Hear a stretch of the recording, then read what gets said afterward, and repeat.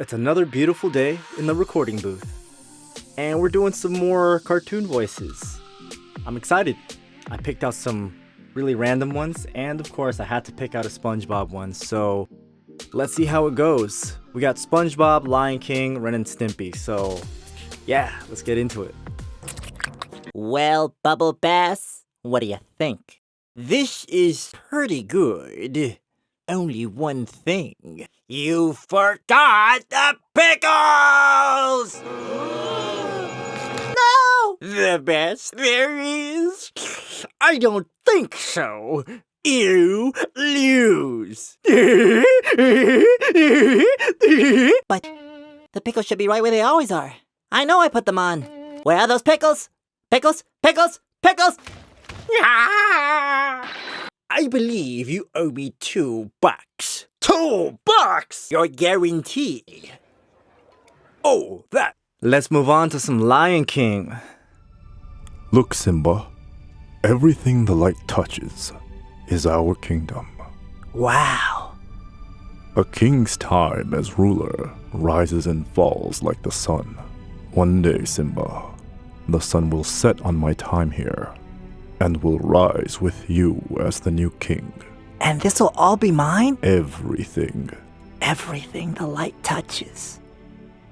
What about that shadowy place? That's beyond our borders. You must never go there, Simba. But I thought a king could do whatever he wants. Oh, there's more to being king than getting your way all the time. There's more? Simba. Now let's wrap it up with some Ren and Stimpy, another classic cartoon. Loved watching this growing up. Here we go. Let's dive in. Good morning, Ren. You and your fan mail. Guess what the mailman brought you today? Nothing! This letter's for me! Oh yes, this is the proof that you are finished! Dear Ren, I wish I could be just like you. How about that? You are my favorite person. Love. It says love. Your pal, Stimpy. No one will ever know. There, Ren. Hey, we're done.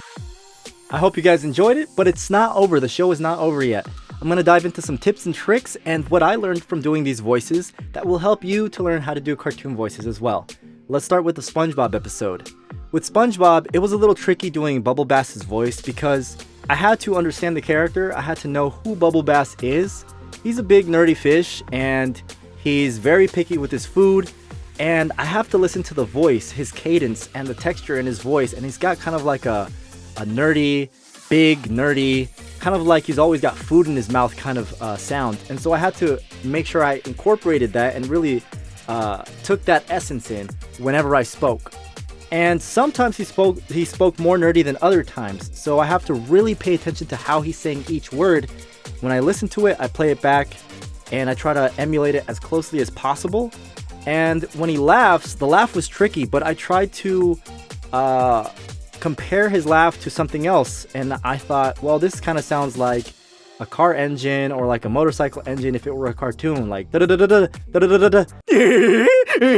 So I kind of incorporated that pattern to help me nail his laugh a little more than just hearing it outright. So compare different sounds to things that you know, and that might make it easier for you to actually do the laugh or the voice if you just compare it.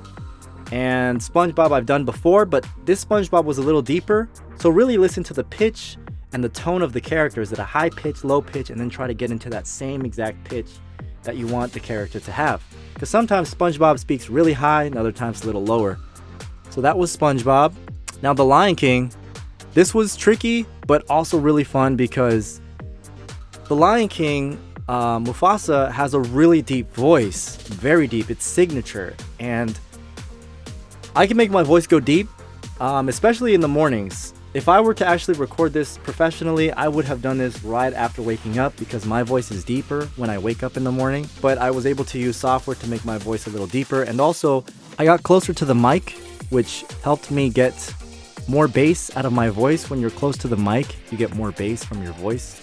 And Simba is a little tricky too because that's a little out of my range, but I'm able to just do the best I can, heighten my voice, make a higher pitch, more of a falsetto, and just you get into that energy, that spirit. Simba has like a naive kind of like curious spirit, and he's you know, energetic, and Mufasa's a very deep, very somber, very wise persona. And so each time that you do each voice, you have to get into that persona in your mind. You have to become that character. Everything the light touches is our kingdom. So I was switching back and forth and trying to get each personality just right. So those are some tips there for the Lion King. And then Ren and Stimpy was just totally crazy. It was just off the wall. This letter's for me! They're crazy. Ren is a very crazy character. As you could tell, he was just very loud and screaming and yelling, and he's just maniacal. And so I have to get into this maniacal thing, use my hand and my body to just say, yes, this is for me, not you, right? And then Ren, his tone's a little bit more fun like this, Ren. Hey, Ren, it's okay, calm down. You know, a little bit more like SpongeBob. So just realizing, okay, what is the cadence and texture of each voice, and then just copying that and becoming that character, copying that energy level when you deliver the lines. And also just look at the character. What are they doing in the video? You know, I copy their body language and how they're feeling in that moment and the actions they're doing. And that really helps me to deliver these lines. So if they're worried, if they're happy, if they're sad, I try to get my words to sound sad, right? Get the words to sound sad. That will help and go a long way in bringing these characters to life. So I hope these tips helped. If you want to learn everything you need to know about doing voiceovers from the comfort of your home, check out voiceoverfreedom.com. I have lots of helpful resources, courses. You can book private coaching with me. I will help you out. So definitely check that out. I'll see you there. Until next time.